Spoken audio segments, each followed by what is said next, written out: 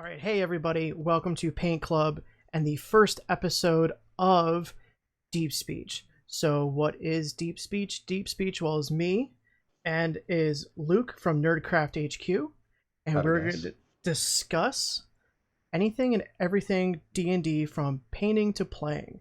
So, let's get started.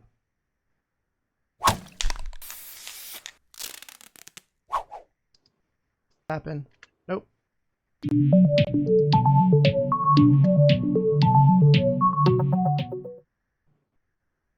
All right, so my bad. It's first show jitters. Again, you can follow me. Our Instagram handles are below for @MageBrush and @NerdcraftHQ. And then you can... Let me bring this back up. I apologize. I hit the wrong thing. It's all right. I don't know why it's whatever. So yeah, follow me on Instagram @MageBrush. Follow Luke @NerdcraftHQ. If you want to follow the show, the Twitch channel is down below, twitch.tv/paintclub. Hit that subscribe, hit that bell, and same as the Paint Club YouTube, where these will live after the fact.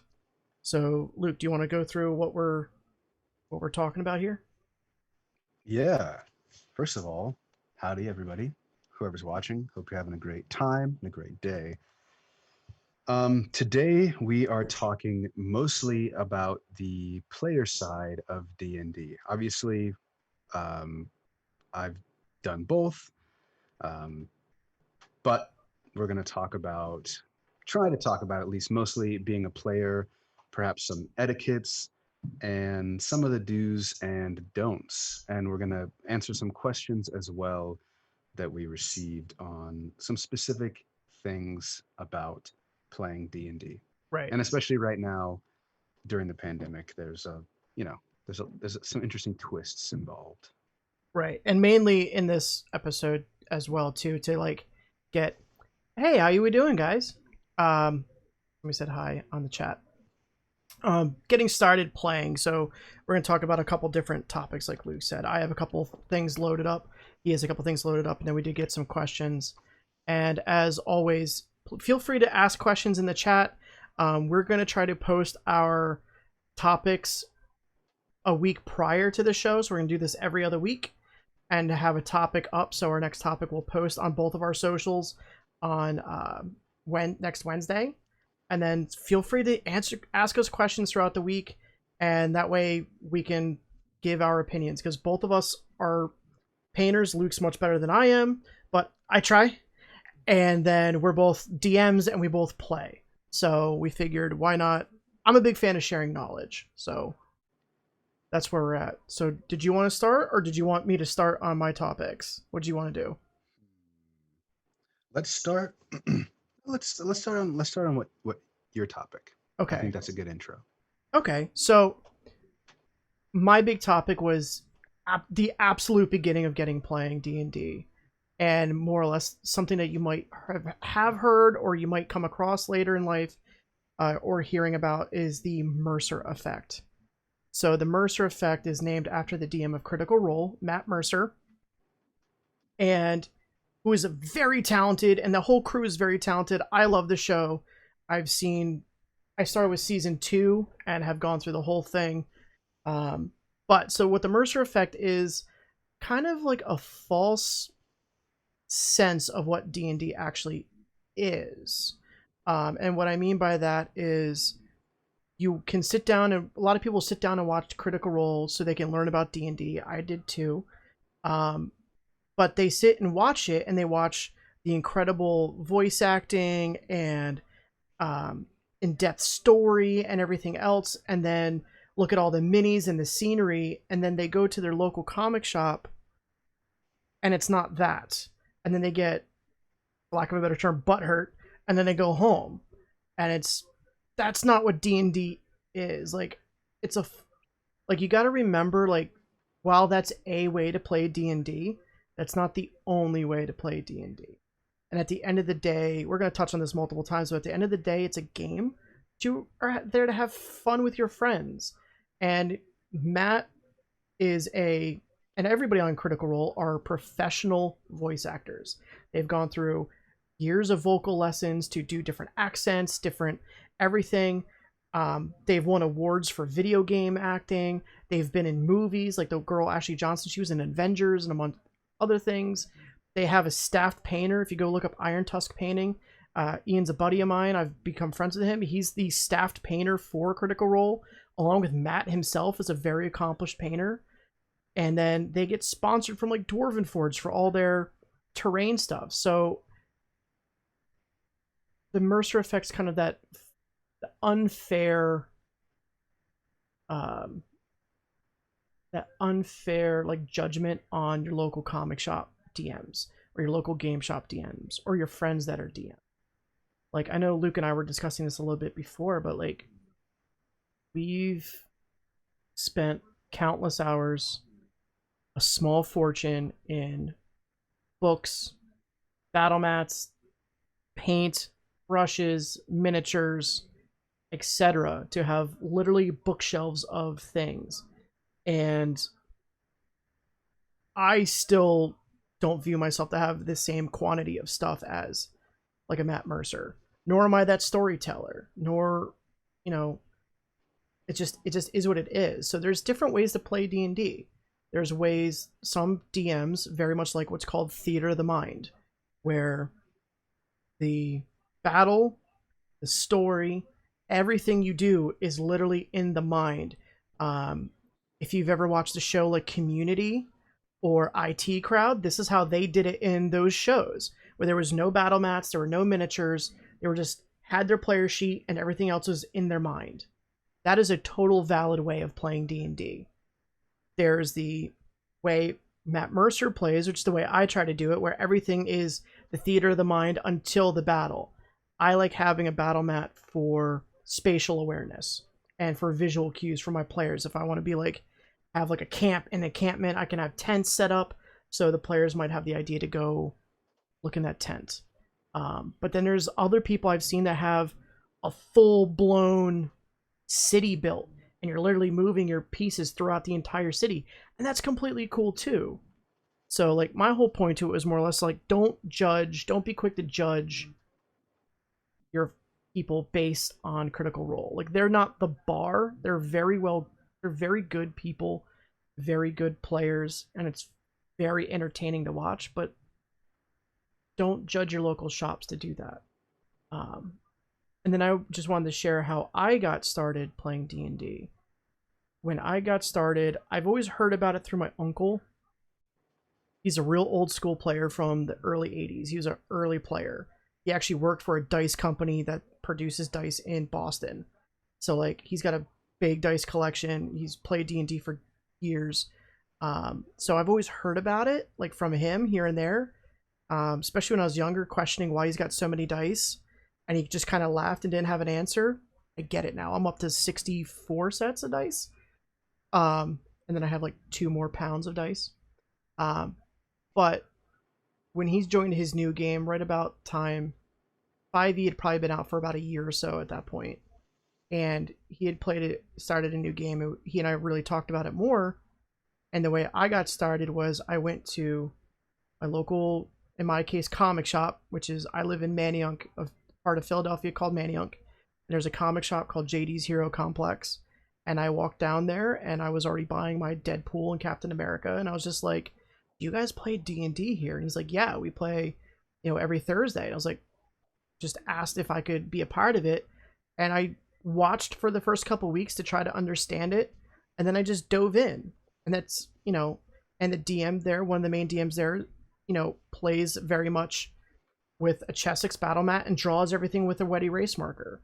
And we were using Lego figures as our miniatures. And again, that's completely valid. At the end of the day, I was having a lot of fun moving Lego pieces around a wet erase Chessex mat. And it was the same amount of fun as guys on Critical Role, I promise. And don't feel self-conscious about stuff. I don't do voices really. I try here and there, but it's not my big thing. And not every player needs to do that. And I think that's another false thing that people pick up from Critical Role is, oh, I need to have an accent with my character and I need to have this. And that's not necessarily true. another famous person, again, Luke and I were talking about this prior, was Joe Manganiello. He's the famous actor and stuff. He was in like Magic Mike and How I Met Your Mother, and he's a very proficient D&D player. His character is the big bad, one of the big bads in the Avernus book. He doesn't use a voice. He puts on his character's persona of like attitude, but he doesn't use a voice. And again, that's a completely valid way of playing. So that's my little spiel of like how I got started, and just wanted to say like, while Critical Role, those people and that show is very awesome, don't hold your local DM to that same level, because that's unfair and it sets you up for failure in a way to not enjoy D&D. And I feel a lot of people get turned off by D&D because they walk in and go, "Oh, you don't have a small fortune in stuff. That's not fun." So, that was it for me for what I wanted to kind of talk about in my little space. So, if you have anything to add on to that, Luke, feel free. But that's Yeah, definitely. I think that in terms of playing D&D, and obviously Andrew already like spoke to this, but there is not a wrong way to do it, right? There are so many different types of people and so many different levels at which you can play D&D. I started playing D&D when I was probably 12 or 13, mhm. somewhere in that area, and it was an after school program with my theater instructor at the time, That's awesome. and it was really cool. Yeah, it was a great experience. We met up after school, and there was a lot of us, and we were all kind of theater kids already, so we were already friends, and it worked out really well. And from session one, I fell in love. That it was my game. Like I knew that this was the game that I would play forever. And I always loved board games, and I Right. was always into high fantasy and all kinds of things. I mean, the typical nerd stuff, but there was nothing like this game for me. And so I think I had the privilege of being able to play it from a very young age, and just the way things developed. I started it in 3.5 and then switched directly to fifth. I skipped fourth because I didn't think, I don't know, I just didn't want to. I tried and it just My didn't. understanding is you're not missing anything by skipping four. It wasn't my game. And by the time that fifth edition, by the time I had started playing fifth edition, which by the way wasn't that long ago, um, I had already developed a big sense of identity in terms of how I DM and how I play. So I was already very comfortable, and the openness of fifth edition really allowed me to explore that. Yeah. I'm still learning, obviously, and I still adjust. Every week I adjust. I play a weekly game online at the moment, and it seems like every single week there's one rule that we encounter that I kind of stop, think about, talk with as a group, pause, make a judgment call, and then adjust to fit our personal group. Right. So again, each person is an individual and each group is an individual, and there's no need to compare unless you're literally a direct competitor or something like that. And that's a Yes. whole different story. That has nothing to do with having fun and playing D&D. Right. Yeah. Um, So I mean, like my thing is just like, look, if you want to watch Critical Role for the shits and the giggles and to help maybe learn a character, like Laura Bailey's character inspired me to play a cleric. But like otherwise, like let's go get a player's handbook, buy it from your local GameStop, game store, not GameStop, game store, and like just fucking read that shit, and then just go in open minded. Like that's what everybody should do with everything. I feel is just be open minded to stuff. to go even further, and I'm sure Wizard of the Coast would not appreciate this, but they haven't sponsored me yet, so whatever. Um, there's so much information online for Oh free. If you can't yes. afford a book, don't let that stop you. Please don't let Agree. that stop you. There's so much information Yep. online. And literally, if you're watching this and you're thinking, I don't even know where to start, just send one of us a message on any of our social media, Agreed. and we can point you in the direction, because this game can be accessible to you, to anybody, no matter what type of financial situation that you're in. You can, if you just search like 5e player like character sheet, 5e character sheet PDF, you'll find a ton of places to download them as a PDF, which is what I do. Um, the site AnyFlip has almost all the books on there that you can just read digitally. The Roll20 site, even, which is a very good digital platform, where I'm sure that's what you guys are using right now in your game. It's what I was using in my game. Mm-hmm. Um, you know, they have a lot of the basic stuff there for free as well. Hell, even the D&D Beyond site has a lot of basic stuff for free, as far Yeah, as like to build a character for the first time. yeah, and you can legally download a lot of the PDFs directly from Wizards of the Coast, like levels 1 through 10 for a bunch of different classes Right. slash race combinations, Or and if you those are want it, absolutely free. or if you are an app person, the D&D Beyond app, and again, we're not sponsored. I'm just, things are coming to my head for resources. But I do know the D&D Beyond app. If I had to do it over again, that's the way I would do it. Just because I like apps, I like the tech stuff, and I like that I can organize everything. And the D&D Beyond, I think the books are a little bit cheaper through there, but you get them as like a PDF, and it helps you build your character with stuff from the handbook or Hmm. Xanathar's Guide to Everything or whatever, if you want to get that deep. But yeah, I mean, like Luke said, message me, DM him, leave a comment on in the chat on Twitch or on the down below in the YouTube video, and we'll be more than happy to help direct you to wherever. Because like you said, we're not sponsored right now, so I'll send you the sites to download shit. If you want it, There are very limited lengths that I wouldn't go to be able to enable somebody to play D&D. right? So, you know, don't worry. I've got you covered somehow. We've got you Yeah, covered. I mean, in the comic shop that I go to, I've even printed out sections of the player's handbook from the PDF because that person wanted to play um, like a tiefling. I think it was like a tiefling cleric.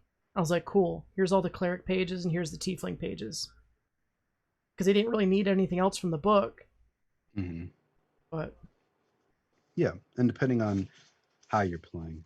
Also, there have been times when I first started playing, and I definitely could not afford to buy any books, and I sometimes we would play in the library with the books that were in the library, or we would check them out and take them back. I know that's a random resource, and I know maybe not a lot of you use the library anymore. You should. I love the library, but that's yeah, just something that I did. Um, Also, just because we're on this accessibility train, um, again, when I started, I used little glass beads, rocks, whatever I could find to stand in as a mini. right. And I had to save up to get my first mini. And even then, I just got the coolest one I could afford. I didn't even get one that matched any of the characters that I had, because I wanted it to just be something that I really enjoyed and liked. But yeah, Yeah, there's the range of having a setup or not even having anything at all. Again, it could just be directly theater of the mind and a piece of paper. yeah. I mean, I told you my uncle's been playing since the '80s, from first edition, and last year was the first time he's ever had a miniature, because I bought it for him and I painted. He was like, because we were talking about miniatures, and he had saw one online for, he's playing a desert dwarf monk, and he found one on Shapeways, I think it was, and it was like, this would be really cool. I was like, do you want me to get it and paint it for you? And he's like, yeah, that'd be awesome. He never had a mini up until like 2019, and he's been playing since the early 80s. He's literally Yeah. been playing D&D longer than I've been alive, and he's just now had a mini. He's been other, because otherwise he'll just use one of the dice you don't use. So Hmm. D&D is a set of 7 die, and some companies like Kraken give you 2d20s and 4d4s and whatever. He would just use one of his dice that he doesn't use, because not every class uses all those dice.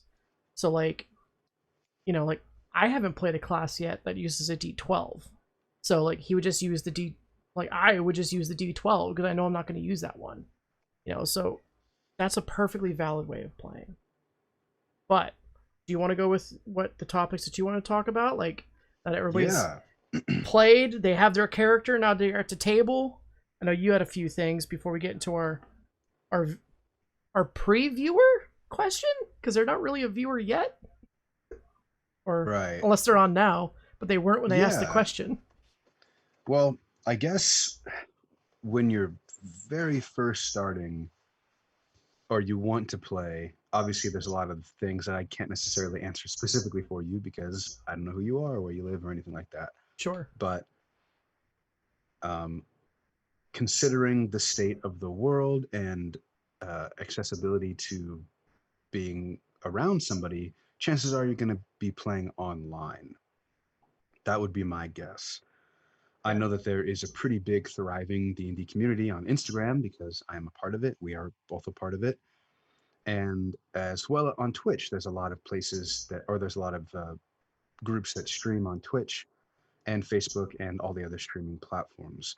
So hopping in the comment section of any of those places on any post anywhere might be a great place to start. Even making a post yourself saying, "Oh, I'm searching for X amount of players," or "I'm a player searching for X amount of," or this type of campaign. Facebook groups are also another great place to find groups that are looking for people. Also Um, Reddit yeah, as well.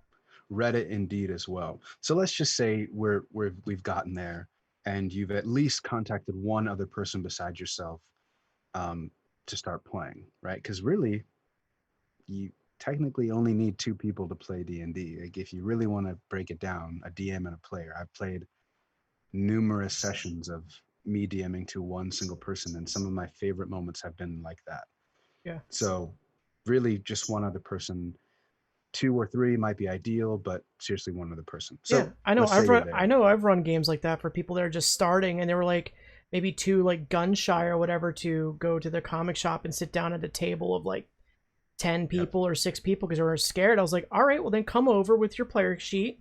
I helped them build their character, and I set up a battle mat and I just had them go against like I think I had them fight like gnolls or something. And I was just like, "You're just walking through the woods and you get ambushed by gnolls. What do you do?" And just to get Yeah, them to go through the mechanical motions of stuff. it's that easy. So, you've got that. You've got your character sheet with all your information, and hopefully a set of dice, if not a dice roller, or something that can do that. Um, as a player, you're going to want to work with your DM. That's something that I preach in everything on all my videos. Every time I talk to somebody about playing D&D, you're always going to want to work with your DM. I say that from experience on both sides as a player and as a DM. It makes the experience so much better if you have that kind of communication. If you're able to openly communicate with your DM, they're going to be able to set you up for these awesome, awesome home runs, right? It's easy. If the DM has information from you, it's super easy for them to set up a really great situation, whether that be a great story arc or just they know what you want out of the game, right? They know how you play and they know the things that are going to really work for you and make you comfortable. Right. So, I guess my first major point is communication. And that goes for everybody. That's a DM to player, player to DM, and player to player. It's really, really important to have that. And personally, I'm pretty introverted. And I would say when I meet new people in person, I'm very shy. I'm pretty quiet. And it takes me a minute to get going. Um, but if you can try and start early on this open line of communication, way before you even sit down at the table and start playing, it'll make it much easier once you're already playing to keep that line of communication open. So let's say that you've established that with at the very least the DM, right? Because the DM's the person who's going to, I guess I should, yeah, the DM's the person who's going to be the sort of rock. They have a lot of the information. They are running the story. and they're going to be available to you to answer questions. Um, the next, I think, really important thing as a new player in a new group is to establish uh, where the lines are for yourself, and as well as understanding where the lines are for other people. And that brings in consent. And what I mean by that in terms of D&D is there may be some topics that people don't want to experience, talk about, be reminded of, or just have brought up in general at all. So D&D is no exception or no excuse for that at all. So if it's a group of people and not everyone's comfortable, you can simply have a private way of telling the DM, having all the players express to the DM either one on one privately or even anonymously those subjects. And then the DM can look at those, obviously eliminate them from the, if they were in there, from the campaign at all. And then obviously there will have to be one moment where everyone sits down and, or at least in a group chat or something along those lines, where it is discussed what topics are completely banned, essentially completely off the table. And this is no question, this is not a debatable situation, this is simply off the table type stuff. And it doesn't matter what it is, right? If a player, no matter what the player says, or and it could be the DM too, you just have to respect that. If you don't have those boundaries, you are bound to enter some very negative territory at some point along the way. Right. Um, But that even goes for things like from the, to me at least, it also goes from not just from a personal standpoint, but from like a player standpoint. Like the one mhm. game that I run, uh, her character is like non-binary. It goes by they them. So it's like I need to make a conscious effort, and which admittedly is on the hard side because I know her as her, but I know but her character is them. So it's like it's still respecting that, or even in, you know, her same character doesn't really want to get into certain things with her character's background. She's like, I don't want to deal with. She's like a cleric, and she doesn't want to deal with like the god intervening stuff. But then like my character guy is a paladin. He's like, yes, I have like his guardian angel. Please, I want to do that. So it's to Luke's point, like talk about that at the beginning, because then you can either enhance or detract from the game you're playing. Right. Exactly. And a lot of this stuff needs to happen, or all of that stuff needs to happen prior to sitting down to play a game at all, or else it'll just be kind of clunky the first time you sit down and play.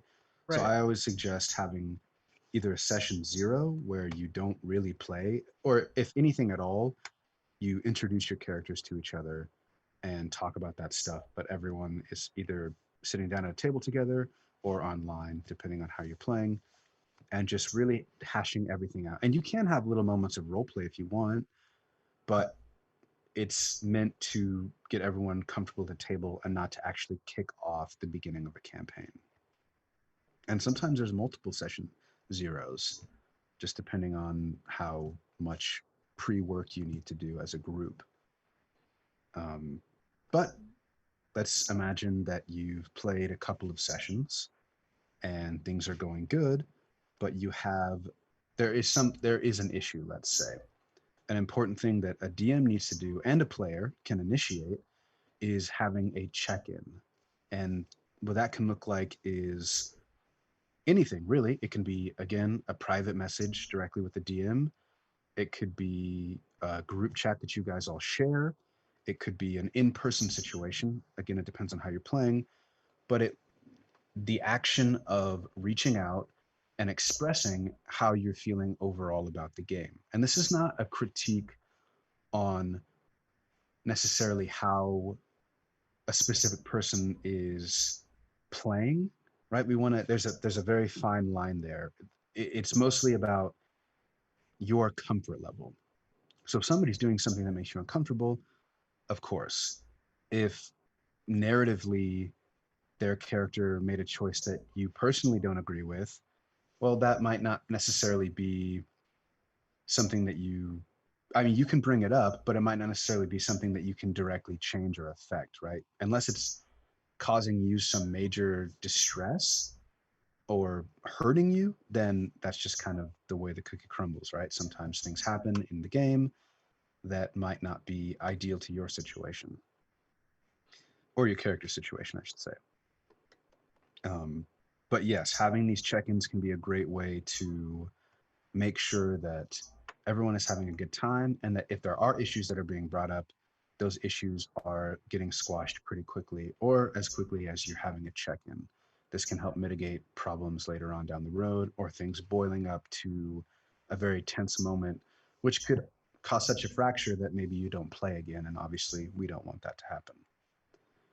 Um, this can also help with where the story is going. And this is another thing that can help keep everyone engaged. No matter what hobby you're doing or sport or profession, there's always going to be a point of fatigue. As certainly as a creative person, I can say this definitely for myself and probably Andrew as well.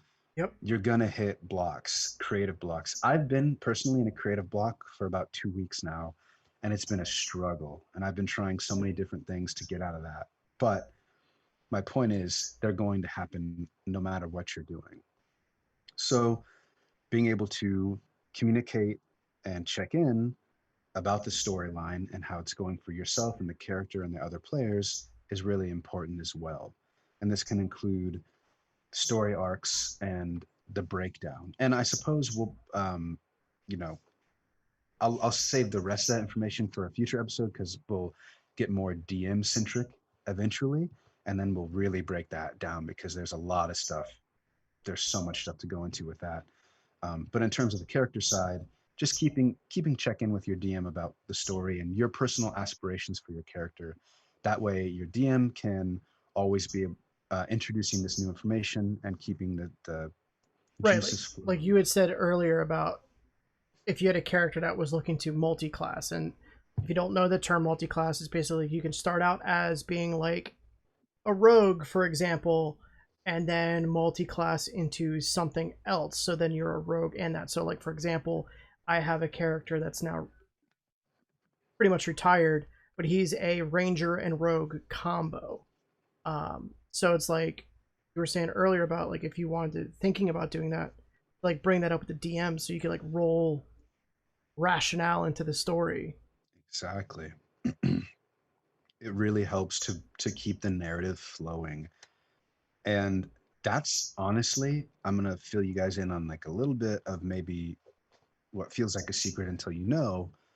A lot of these shows aren't necessarily scripted per se, but they do so much behind the scenes work to keep that narrative clean. You have no idea how much behind the scenes work goes into that. Well, like to your point, like on Critical Role, if no one else has seen Critical Role, they the one character there, Ford, for the longest time was a warlock. Okay, and then he decided to basically betray his deity, his god, and threw like he had this sword that was the magical thing from the his connection from the warlock, and like threw it into this lava pit and denounced that. And now he's kind of more multi-classed with that narrative. To Luke's point, talking with Matt Mercer and every who's the DM, you know, moved more into multi-classing into a cleric, or not a cleric, multi-classing to paladin with the warlock stuff, to a different deity that one of the other characters on the at the table worshipped as a cleric. So like with having that discussion of I don't want to because basically the situation, if you haven't seen the show, is Ford got put into a situation where he was trying to unlock this deity from its prison, else be punished, and he didn't want to do that. So without punishment, he like renounced the whole thing. He's like, I'm done with it. So like he and Mercer, and they figured out a story way to where that would make sense to lead that go. And like for example, like in my game, it's been on pause for a little bit, but I'm fairly certain that because he's already kind of expressed it to me privately that he wants to leave the game. So I've been able to sit down and figure out my narrative of how that character is parting ways. And is it like a permanent part ways? Is it like a temporary part ways? Like I've kind of figured that out, but like having those discussions allows that stuff to happen, right? I mean, Exactly. And to speak to the opposite end of that, I've witnessed a situation in person where a player did not discuss with the DM that they were going to be leaving the entire game. And so they did a series of actions right at the end of the session that were just catastrophic. And then we're like, peace out. I'm like, my character walks away, and it was, wow. I hate to use the word, but it was almost devastating, I thought you were I thought you're personally and like to the group. I thought you were going to use And dick, not devastating. Different D word. different word, but it can be, yeah, just don't do that. That's a big no. Don't surprise the DM. It's not worth it, and it's way more worth it to just get ahead of the curve. Plus, if you are familiar with Rick Roll and you did watch those episodes, and obviously there's spoilers, but we've been speaking spoilers. They're like 50 episodes back. Right. These When he comments. comes So out of that like frozen seaweed ball thing or whatever, yeah, eh, obviously they hadn't, Travis and Matt hadn't told other people what this storyline was. It was a secret. And the reaction on everyone's faces was insane. And you could tell they were real reactions in that moment. I remember yes, watching that episode and just being like, that was beautiful. And so you can have these secret moments without having to not tell the DM. right, Don't have secrets from the DM. That's pointless. right. That's never gonna end in a way that's productive or positive to the campaign. But and to that point, to have that positive thing, like I was telling you earlier, my one character, not my character personally, but my player's character, he's a rogue spy. He has a spy background, and he came up. He's incredible at coming up with backgrounds of his characters and stuff, and I'm jealous. And he was like writing about how he's part of this crime syndicate and how he bailed from this syndicate and joined up in this other army and whatever. So I just, in talking to him in the session 0, I was just like, do you want this to come up at all? Like, would you be upset or okay with this coming up? And he was like, yeah, I mean, I don't want it to be like a focal point, but I was like, okay, but you want it to be part of the story. And he's like, yeah, it could be part of the story. And I was like, do you plan on telling anybody about this? And he's like, no. So we had a game, and the party's just walking through the town. Like, at the end of the day, they're investigating some other stuff, not really upsetting anybody. And they had just showed up in the town, or they were there for a couple days, I think. And they were followed out of the bar and literally got jumped in the alley by somebody of that crime syndicate. And no one knew had anybody that was going on. I didn't tell the player that I was doing that night. It was just that was going to be the thing. And when they went to go loot the body, I purposely wrote in like, hey, the assassin's wearing a necklace that has the emblem of the crime syndicate. And then the player was like, oh shit, dude. And like the dying words of that person was, I won't be the last. So it's like, wink wink, nudge nudge, you might get jumped more, so you might need to lay low. And like, yeah, so it was kind of like a whole, and then there was and what was nice about it was something as simple as that created a really cool encounter that was like a street fight, but then also it started this whole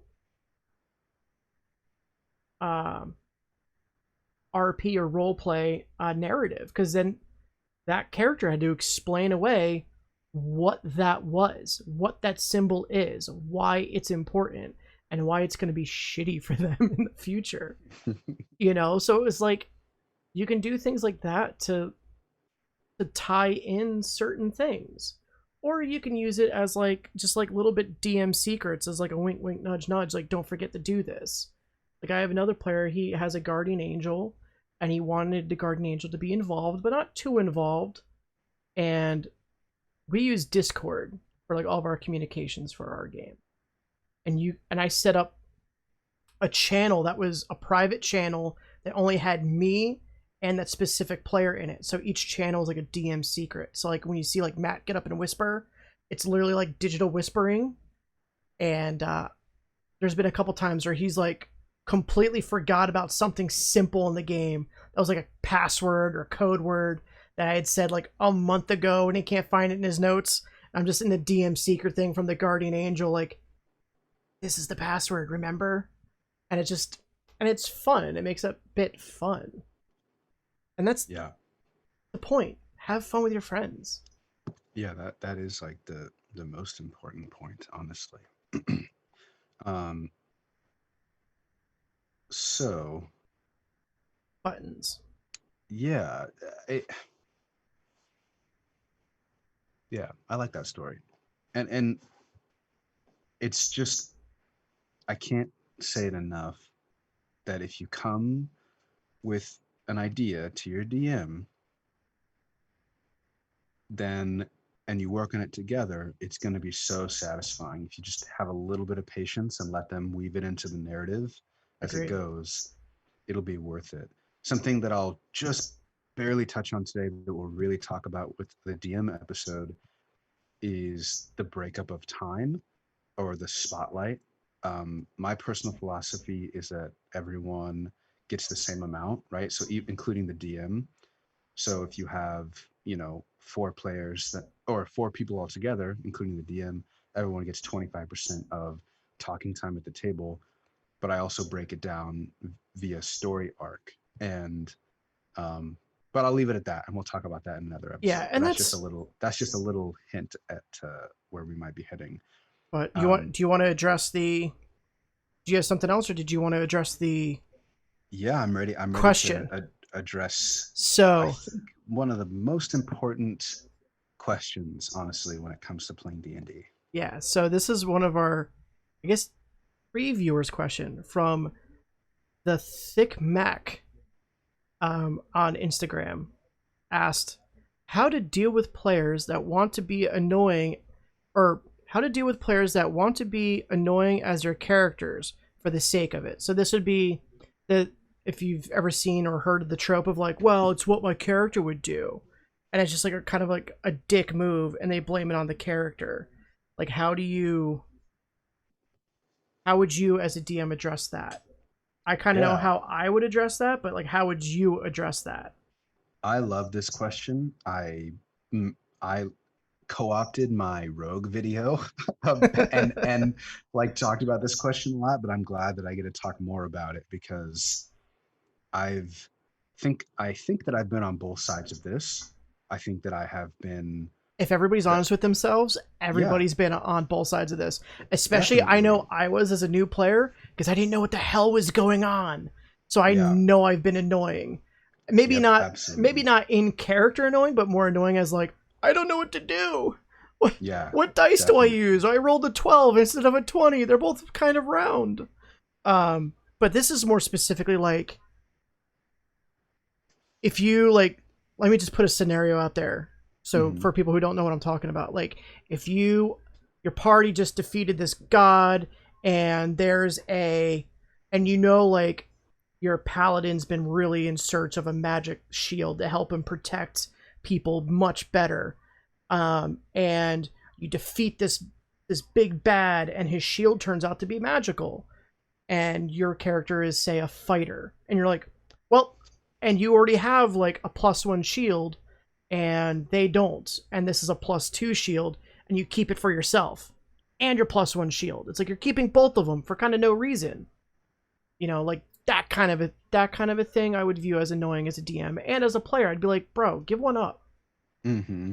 you know Or um, I think the biggest thing is for the sake of their character or what their character would do.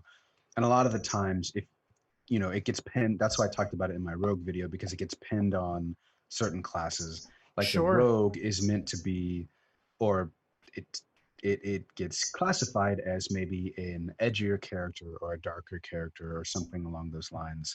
Right. But first and foremost, I mean, half of them are thieves. Let's be real.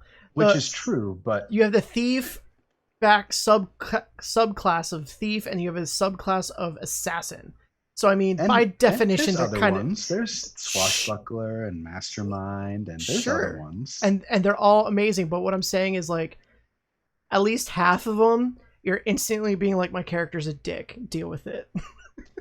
Yeah, I mean, but that's the issue. That's the issue right there. Is that's what it gets pinned on, and Sure, you can be a thief or an assassin and not be a dick. There are examples of that. But agreed. first and foremost, there isn't, besides one one caveat, there's no excuse to just be purposefully rude or annoying. It doesn't matter if that's what your character would do. Don't be an asshole. It's really that simple. If your character is a dick for no apparent reason or just because they're being a dick, that's an issue. Right. We don't, nobody needs that at their table. So And to be clear, I'm what's that? not. And to be clear, I know I'm not, and I'm pretty sure you're not referring to somebody being a dick as like jokingly a dick, like a Deadpool. Like that's funny. That's not. Well, but it still depends, right? If they're being, If it's malicious, then yes, that's different. yeah, if it's malicious, and even if it's not malicious, if it just is being ob- obtrusive to someone else and they don't like it, then we're breaking that sort of consent line, right? And I'm not talking about people who are joking, and there's obviously tons of jokes and jests and whatnot. But again, if we are following the steps and we've covered communication and consent and we're checking in, then there's no reason. Then anything after that is, we're outside of the bounds of what I Right. would deem as like okay at my table. Right. Um, but I'll get into like more specifics, right? I say there's no excuses because I want that to be like a final statement. I don't want anybody to run away with any little bit of information and be like, oh, but you didn't say this, right? Right. So the one excuse or the one way that you can do this type of situation is if it's a part of your story arc. But if it's part of your story arc, you've already talked with the DM. The DM has already expressed to the party that there may be moments of characters acting a certain way or doing this, but Right. we leave that at the table. This isn't a personal thing, this is a character choice, Right. but it's leading from a character being one way and learning and then being a better way. Because again, if we're going to break this down, if we're going to, I guess, nitpick it beyond just the game and having fun, then we need to actually like break it down into something that makes sense. And a Right. story arc is one way that you can change a character or start a certain way that may not be favorable and then eventually end in a better way. And you can see this in examples of some of these streamed characters on Twitch and other places like that. So it's, yeah, that's really the only way to make a situation like that exist. I mean there is so the only other way I think that you could have that situation exist from the character standpoint is like if you were blatantly playing an evil character. And even then there was a great talk that was done through Storm Giant Games' uh, thing that was basically like if you're going to play evil, you can play it not as a dick, you just play it selfish. Meaning like you might walk into the room first and see all the treasure and just kind of put it in your bag of holding and then come out and be like, yeah, that room was empty. That was weird, right? That you would think there'd be stuff in there, and then just let it go. Like, I would personally at my table, I mean, it's even still at a that dick point, I'm thing, gonna, but if it's established and the party knows that that person's an evil character, I personally don't think it's possible to have just one evil character in a party. I think eventually it will sure. cause frustration. And personally, I'd like to avoid that. But again, people can play however they want. Well, and that's why there's a lot of people who do like a straight up evil campaign, and their Yeah, regular party doesn't have an evil character. I think that's the only way to play an evil character is if you have an evil campaign. Right. Otherwise, I think leave it to the DM, to be the punching bag to play the Right. evil character, So or have a relationship with an evil character, right? So that you're not playing that evil character, but maybe you are in some type of relationship, whether that's a patron, whether that's a deity, or whether that's a Or even like an NPC that's a parent. exactly. And then you can still have some of that for whatever reason, you can still have some of that negativity flying around without Right. it being without your character being the one who's actually doing it. But that's not an excuse for your character to be evil.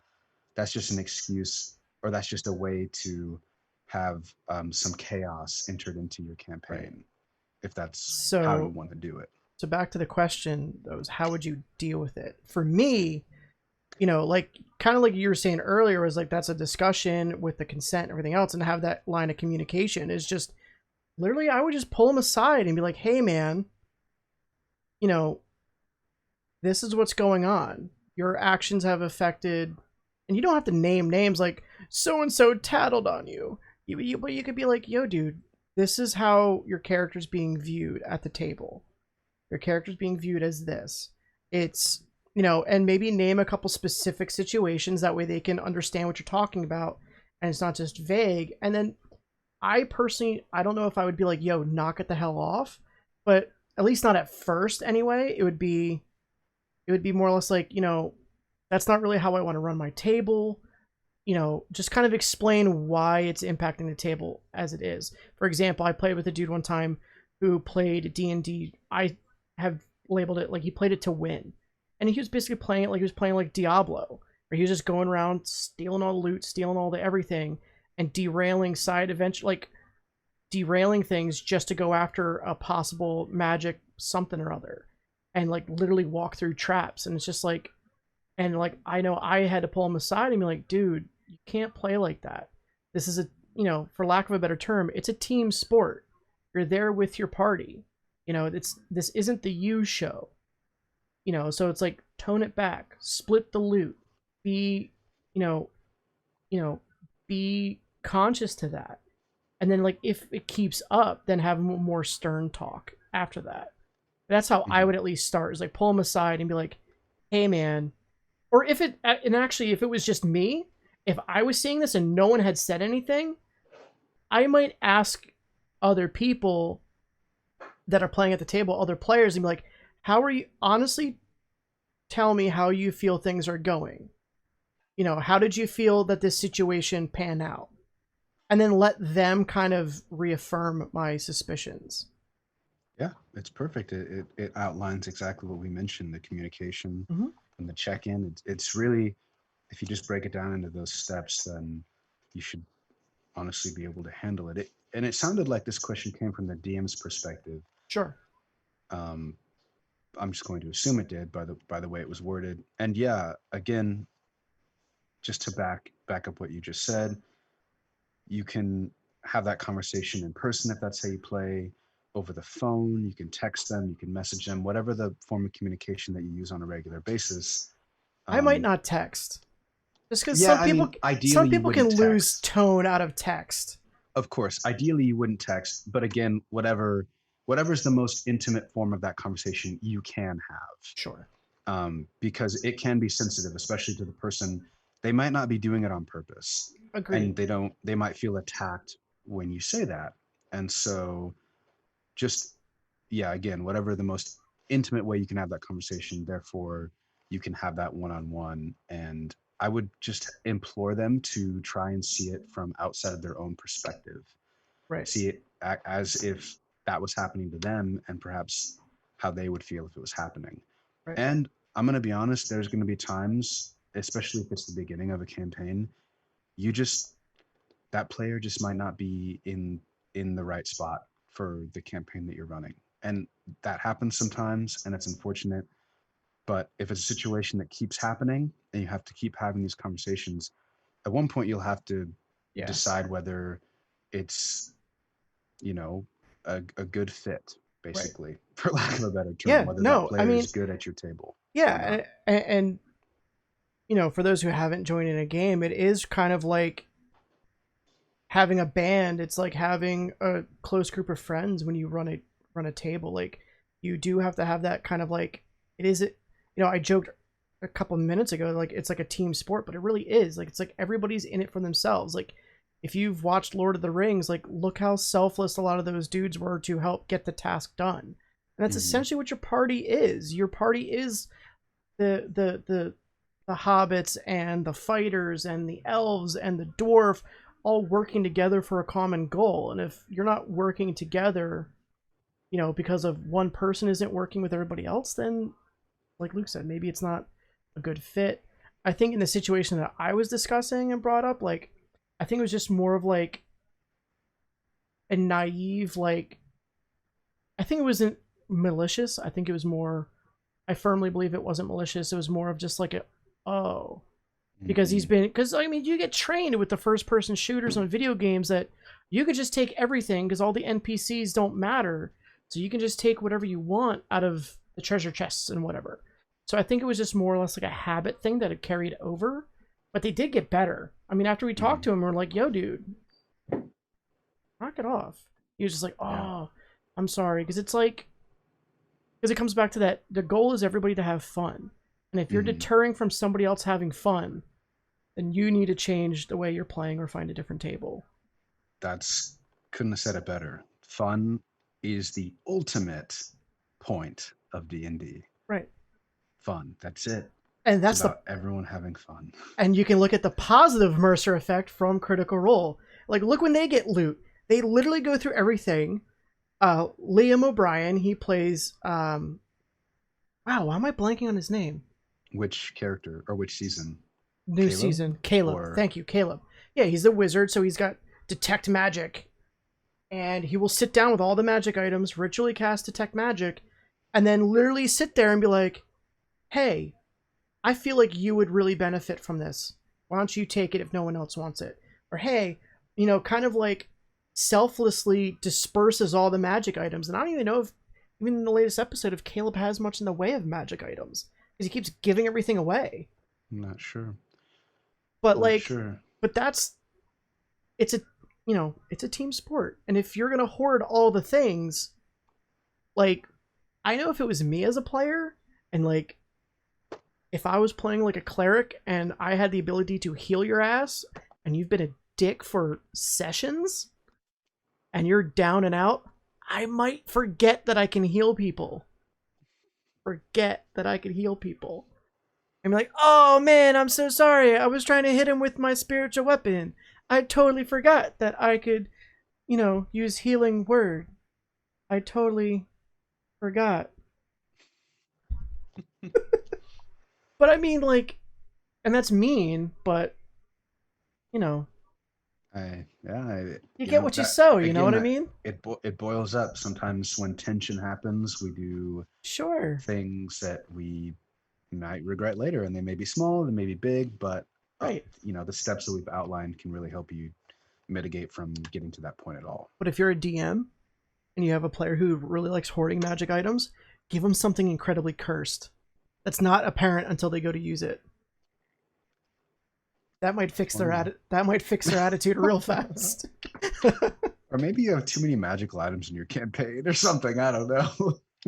I mean, that's the fun of But D&D. oh no, that's not my philosophy.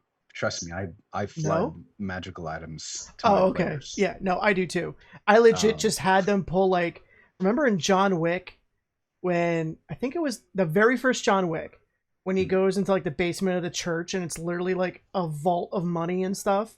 yeah, I literally did that shit in my game, but instead of it being a vault of money, it was basically like John Wick's basement of weapons, but in the basement of a church. And the yeah, and the priest is just like, "How can I help you?" yeah. I love doing that. I'm a firm believer that if you are a DM and you don't introduce the deck of many things at like level 1 or 2, then you might be a little bit of a fraidy cat. Nothing wrong with being a fraidy cat, So but you might be a fraidy cat. are you calling me out right now?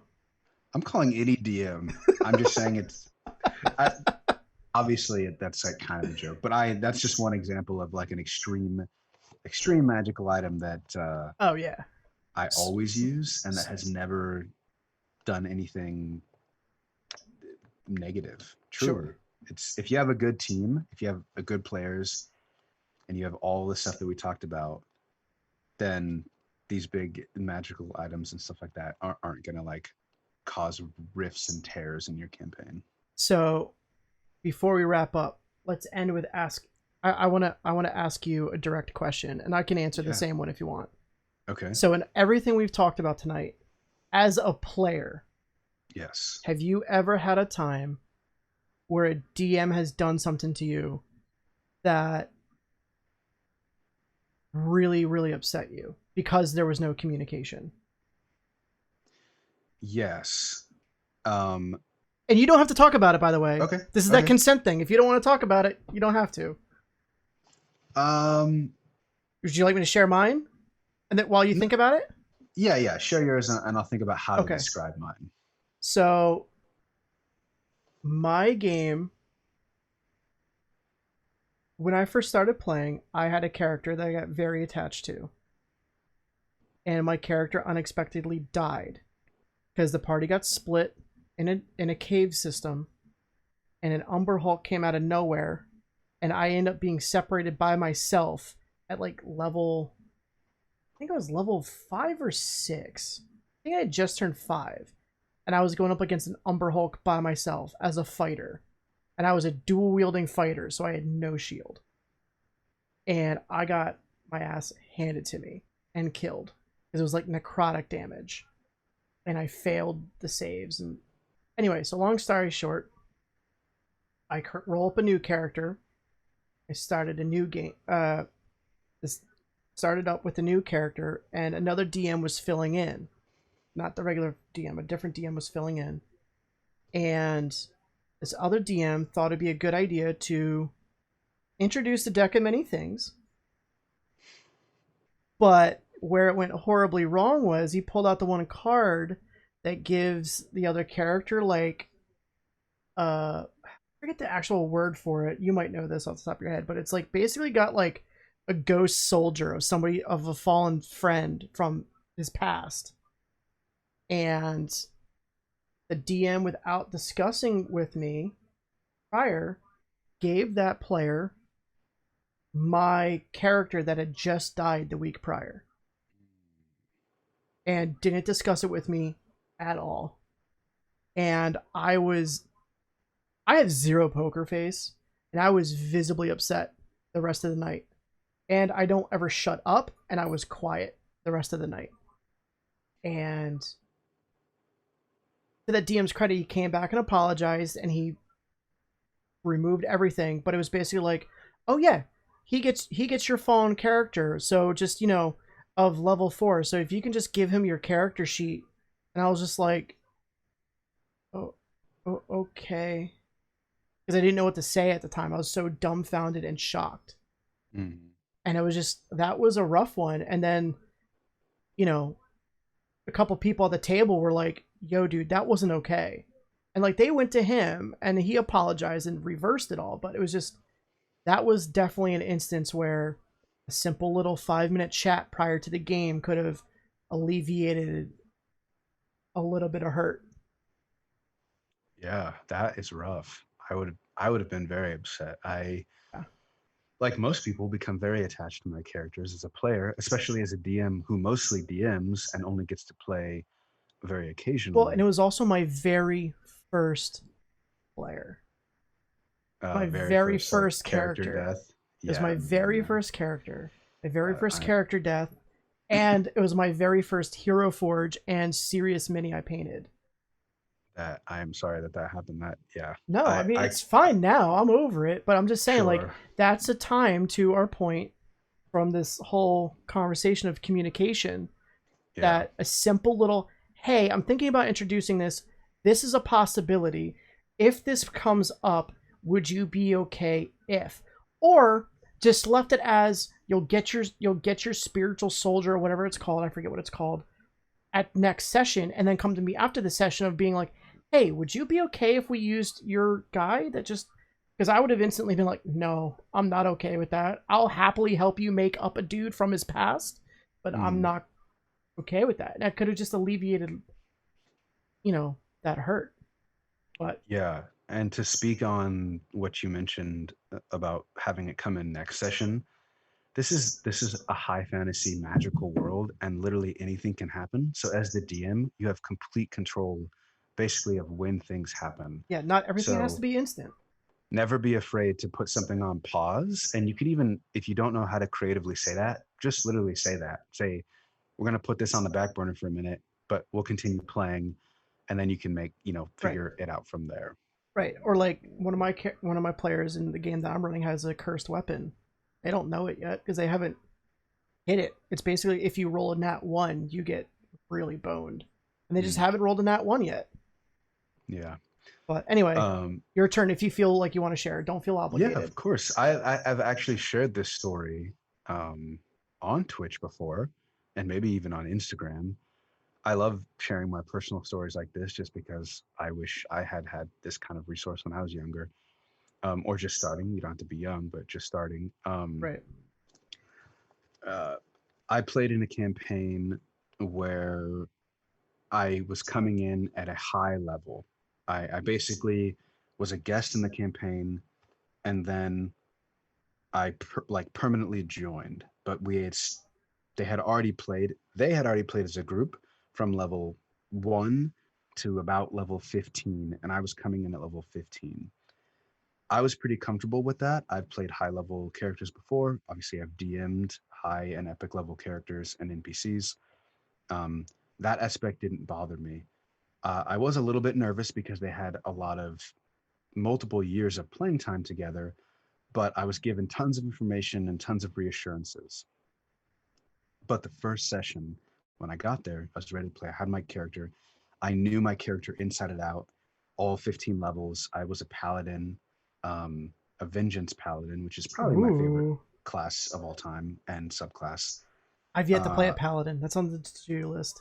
yeah, and I was I needed a really good reason to start to join their team, right? Their adventuring party. Sure. And so my character was really powerful in his own right, but had been like an inquisitor. He had been working for the most part alone and trying to weed out um, people amongst the ranks. So he was very much an interrogator, very stoic, knew like he had his convictions were there. He knew his moral compass, everything. Um, but he was a little bit of a quiet, more shy kind of person. Anyways, that's not the point. The point is the first session, he rolls up to their keep. They had a keep at this point because they're level 15 or 16, right? So they have established in the world that they're very powerful and they have a lot of money. So he rolls up and he's trying to basically get their attention and be like, hey, this is the issue. We have, I guess, mutual uh, stake in this problem. Let's work on it together. This is what I can bring to the table. Let's do this. But he was met, as opposed to what I guess I thought I was coming into, which was, yes, this makes sense. Let's work together because we've worked, because outside of the game, I had worked so long with this DM to create um, a believable reason to be there. Sure. I was met with against the party with, oh well, this like hold on, we have like important things to do a little bit, which was fine. I wasn't trying to become the spotlight, but I wanted to have the introduction have like a really nice purchase, so I felt like I was at least wanted there, right? If not Right. needed, Not at like least weirdly wanted. tagging along. Exactly. And so he basically set it up to where I had to fight one of the other characters, like have a comp, not to the death, but like prove my strength. And I just didn't know that I was going to be doing that. Right. And it's not that that upset me, but had I known, I would have been able to prepare for that, Sure. right? It's like if I'm trying to prove myself, I guess I felt caught off guard. And so I would have prepared different spells or I would have done something slightly different. It's not that big of a deal, but at the end of the day, it really caught me off guard as a player to be pitted against someone who I had never played D&D with before, and I was supposed to show out and prove myself to them, and so it just felt awkward for me. It Sure. ended fine. I would consider myself a experienced player, and I was able to hold my own without an issue, and I think narratively it would have been fine either way. But as Luke, as a player, I did feel uncomfortable being thrown into that situation without Yeah. having known that that was going to be the case. Player versus player is rough. I've had to do that before, even knowing it was happening, and it was rough because it was like the DM didn't really tell me where to stop. Mm-hmm. So I'm like, okay, like without going into that story in hella detail, but like basically it was like my character was getting sort pseudo possessed because of a deal he had made prior, and I was turning against my own party, and I was just like, okay, but where do I stop? Am I like, I'm gonna clearly get these people down, like I'm gonna do it, but like, do you want me to give them a death blow? Like how? Like am I taking like one death save off, or am I taking none? Am I walking away when they're at zero? Like what am I doing? And it was just it's rough to do that Mm-hmm. because like in that same character, if like that character hates hates gnolls, like he hunts them for fun, so like he knows how to take people out and end them, so it's like it's rough. But yeah, I mean, moral of the story, communication, people, communication. But anyway, got anything else? I know we had said before that we would go for an hour, and we're a Yeah, bit my little, list little is over. all checked off. Awesome. Yeah. All right. Well, I guess I'll just end it by saying, remember to communicate. Remember that you're just having fun, and don't put just because if you see it on TV or hear it on another podcast doesn't mean that's how your experience needs to be. And again, our socials are right down here. Luke's is down there. Nerdcraft HQ on Instagram. Mine's Magebrush on Instagram. Um, you know, if you need help getting started with any resources, let us know. Like even if it's background stuff, I didn't mention this before, but like I have a editable PDF that has a lot of background questions of like, does your character have siblings? If so, what's their name? Whatever, whatever, whatever. Yes, thank you. So like even if you want something like that, I'd be more than happy to share you that PDF. It's based on a set of questions that me and a couple of other DM friends found a while ago, and it's helped me really create backgrounds and stuff and be closer to my characters. I tend to have from getting close to my character, but being forcibly writing down like,